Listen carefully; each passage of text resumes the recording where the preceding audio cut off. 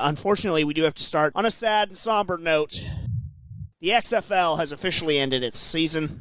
No, it really? Yeah, and oh no! Even sadder, the Tampa Bay Vipers finished with a dismal record of 1 win as opposed to 4 losses. So the Tampa Bay Vipers 1-4 in their inaugural season in the rebooted XFL.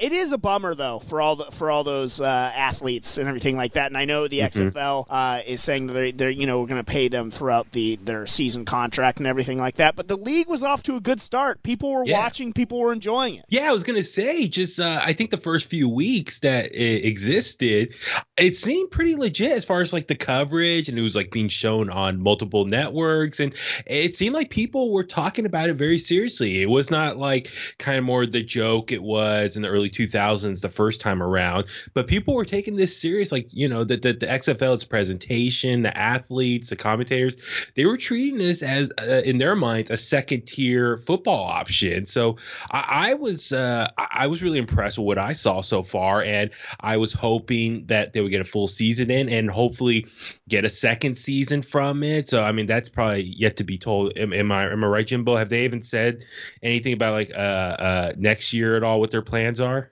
I have not heard or seen anything about their future plans. I hope they come back for another season. I mean, this whole thing has thrown the economics and just the worlds of so many so far off kilter that it's really hard to predict what a brand new league like that will be able to do, what is viable for them. They have the right kind of backing and the right sort of, visionary people that want to see it succeed and not just sort of pick up and bail. But I mean, first season not even able to finish it, that's a tall order. I hope they do come back because I do think that they are a viable secondary option to the NFL to keep watching football relatively year round. Well, I would think based on like the coverage and the social media, kind of just following that all the every weekend it was trending.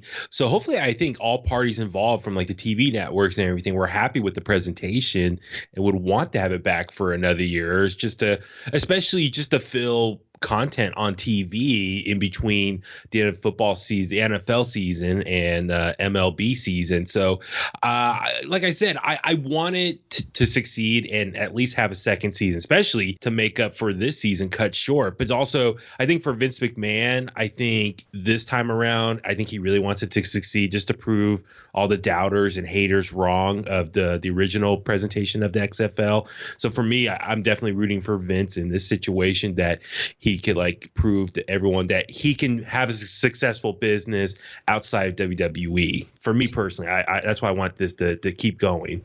Yeah, and I think, at the very least, no one can sort of point to the over-the-top gratuitous sort of WWF involvement or anything like that being... They downplayed that. The cause of XFL's troubles this time around. It was an unforeseen pandemic that brought the cancellation or the suspension, rather, the postponement of all sports around the globe. So, a tough beat certainly for them. But hopefully they come back. But it wasn't the best season for our Vipers, but hopefully better luck next season. Well, Jimbo, I was just gonna say, if you're rooting for Tampa Bay, there's another quarterback that just arrived in town that you can root for. Never heard of him.